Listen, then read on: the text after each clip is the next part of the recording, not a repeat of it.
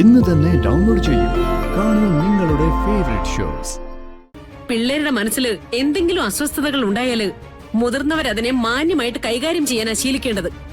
അല്ലാതെ 2 ഗാഥയുണ്ട് 3 ഗാഥയുണ്ടെന്നും പറഞ്ഞ് പ്രശ്നങ്ങൾ ഇരട്ടിപ്പിക്കലല്ല. ഒന്ന് പോകാമോ നിർമ്മലയ്ക്ക്? ആദ്യം സംശയം വന്നു, അത് കഴിഞ്ഞ് ഫോട്ടോ വന്നു, ഇപ്പൊ അവളുടെ നാവിന്നും വന്നു. ഇനിയും ഗാഥ 2 എണ്ണം ഉണ്ടെന്ന് വിശ്വസിച്ചില്ലെങ്കിലേ സുമിത്രേ, ഒരു സംശയം വേണ്ട, അപകടത്തിലേക്കാ അമ്മയുടെയും മോന്റെയും പോക്ക്.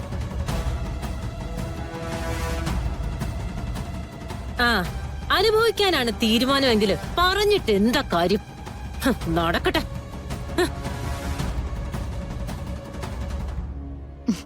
കണ്ടോ അമ്മേ, എല്ലാ പേടിയും എന്റെ മനസ്സിലുണ്ടായിട്ടും എല്ലാവരും ഇഷ്ടപ്പെടുന്നത് പോലെ പെരുമാറാൻ തുടങ്ങിയതാ ഞാൻ. അപ്പോഴേക്കേ അവര് വന്നു. നാഗമല്ല, അവരാണ് എന്റെ ജീവിതത്തിലെ ഏറ്റവും വലിയ തടസ്സം ഉണ്ടാക്കുന്നത്. പോട്ട മോളെ, നിർമ്മലയുടെ ഉദയന്റെ ഒക്കെ കാര്യങ്ങള് കണ്ടില്ലാന്ന് നടിച്ചാ മതി. മോൾ സമാധാനായിട്ടിരിക്കെ.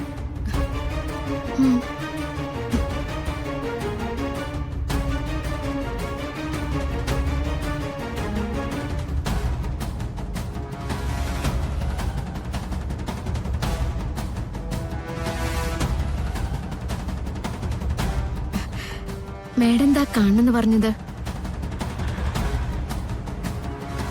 എനിക്കും എന്റെ മോൾക്കും നീ ചെയ്തു തന്ന ഉപകാരങ്ങൾ ചെറുതല്ല. സ്വന്തം ജീവൻ പോലും പണയപ്പെടുത്തിയാ നീ നിന്റെ വാക്ക് പാലിച്ചത്. അതുകൊണ്ട് തന്നെയാ നിന്നെ യാത്രയാക്കിയപ്പോ എന്റെ മനസ്സ് വല്ലാതെ നൊന്നത്. പക്ഷേ പോകുമ്പോ നീ എന്നോടൊരു വാക്ക് പറഞ്ഞിരുന്നു, ഇനി ഒരിക്കലും ഒരു കാരണവശാലും ഗാഥയുടെ ജീവിതത്തിനൊരു തടസ്സമാവില്ല എന്ന്. അത് പാലിക്കാനായിട്ട് നിനക്ക് കഴിഞ്ഞോ? മാഡം, എന്തിനാ നീ വീണ്ടും ഗാഥയെ വിളിച്ചത്? അതവളെ ഇറിറ്റേറ്റ് ചെയ്യുന്ന നിനക്കറിയില്ലേ? മാഡം എന്നോട് ക്ഷമിക്കണം. ഗാഥയെ ഒരിക്കലും കാണണമെന്നോ ഫോൺ ചെയ്യണമെന്നോ കരുതിയിരുന്നതല്ല. പക്ഷെ ഒരു കാര്യം ഞാൻ അറിഞ്ഞപ്പോ. എന്ത് കാര്യം? ഒരു കണക്കിന് അത് എന്റെ ജന്മരഹസ്യം തന്നെയാണ്. എന്റെ അച്ഛൻ ആരാണെന്ന് എനിക്കറിയില്ല, ഞാൻ കണ്ടിട്ടുമില്ല, പേര് പോലും എനിക്കറിയില്ല. അമ്മയോട് ചോദിക്കാൻ തുടങ്ങിയപ്പോഴൊക്കെ അമ്മ എന്നെ വിലക്കി. എന്താ എന്റെ അമ്മയും മേഡവും തമ്മിലുള്ള പ്രശ്നം? അമ്മ ചതിച്ചു എന്ന് മേഡം കൂടെ കൂടെ പറയുന്നുണ്ടല്ലോ. ഗാഥയുടെ അച്ഛൻ ശ്രീനിവാസ് തന്നെയാണോ എന്റെ ഈ അച്ഛൻ? ഒന്നറിയാന്, അച്ഛന്റെ പേരിന്റെ സ്ഥാനത്ത് പറയാൻ എനിക്ക് ഒരാളുണ്ടോന്നറിയാനാ.